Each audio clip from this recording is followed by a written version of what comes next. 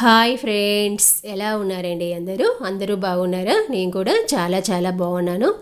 ఈరోజు వీడియోలో వచ్చేసి మనం డోరీస్ అనేవి ఏ విధంగా సన్నగా కట్ చేసి కుట్టాలో తెలుసుకుందాము. ఇది చాలా సింపుల్గా ఈజీగా సన్నగా కట్ చేసి కుట్టుకోవచ్చు. అయితే మనం డోరీస్ కుట్టుకోవాలి అంటే కనుక క్లాత్ అనేది ఖచ్చితంగా క్రాస్గా ఉండాలి. ఇక్కడ ఆల్రెడీ ఒక డోరీ భాగాన్ని కుట్టాను కదా, మరొక డోరీ భాగాన్ని ఏ విధంగా కట్ చేయాలో చూద్దాము. ఇక్కడ మనకి ఏంటంటే క్లాత్ అనేది క్రాస్గా ఉండాలి. అంటే క్లాత్ క్రాస్గా ఉంటే సాగుతుందన్నమాట. ఇలా ఈ విధంగా క్రాస్గా ఉన్న క్లాత్ భాగాన్ని తీసుకోవాలి.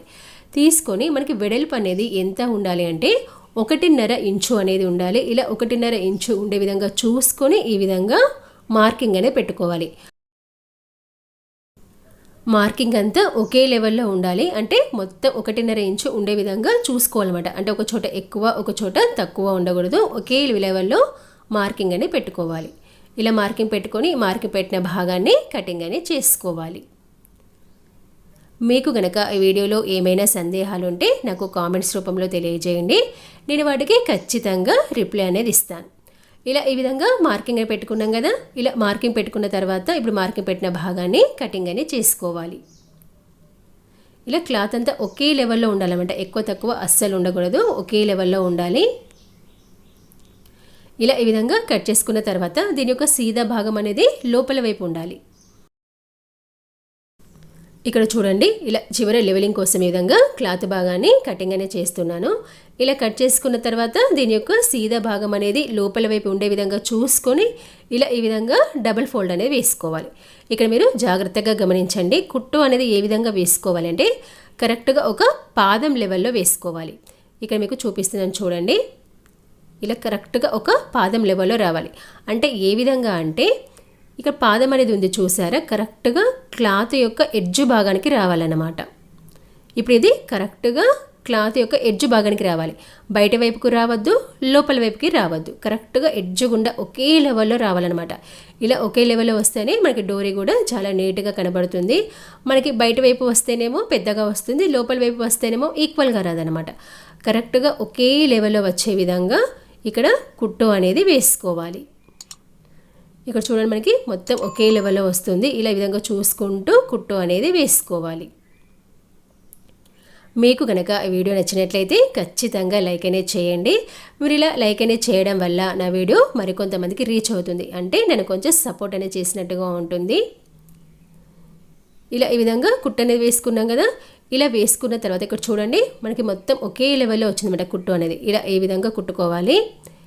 ఇలా ఈ విధంగా కుట్టుకున్న తర్వాత ఇప్పుడు మనం ఏంటంటే పెద్ద నీడిల్ భాగాన్ని తీసుకోవాలి.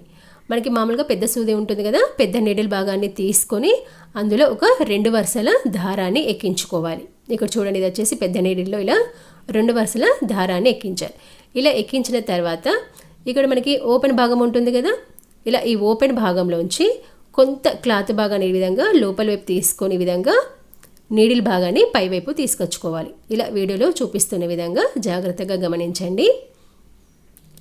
ఇలా పైవైపుకి వచ్చిన తర్వాత ఇలా 2 వైపులా ఉన్న దారం భాగాన్ని ఈ విధంగా చూసుకొని ఇలా ముడి అనేది వేసుకోవాలి. ఇప్పటికి ఇక్కడ ఏంటంటే 4 వరుసలు అవుతుంది మన దారం అనేది, అంటే స్ట్రాంగ్గా ఉంటుంది థ్రెడ్ అనేది. ఇలా ఈ విధంగా మన ముడి అనేది వేసుకున్న తర్వాత ఇప్పుడు ఈ నీడిల్ యొక్క బ్యాక్ భాగం ఉంటుంది కదా, ఈ బ్యాక్ భాగాన్ని లోపల వైపుకు పోనివ్వాలి. ఇక్కడ చూడండి, ఇలా ఈ విధంగా ఇలా వీడియోలో చూపిస్తున్న విధంగా లోపల వైపు పోనాలి.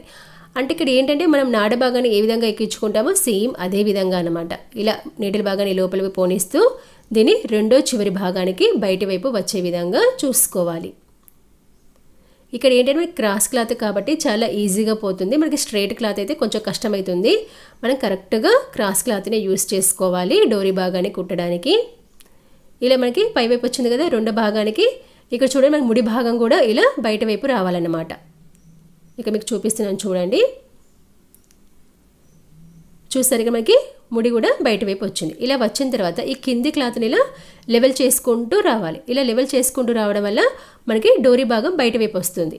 ఇక్కడ మన పక్కన ఎక్స్ట్రా క్లాత్ అనేది ఉంది కదా, ఆ క్లాత్ అనేది లోపల వైపు పోయి మనకి డోరీ భాగం అనేది మందం అవుతుంది అనమాట. ఇక్కడ చూడండి, ఇలా చివరి క్లాత్ని ఈ విధంగా లెవెల్ చేసుకోండి.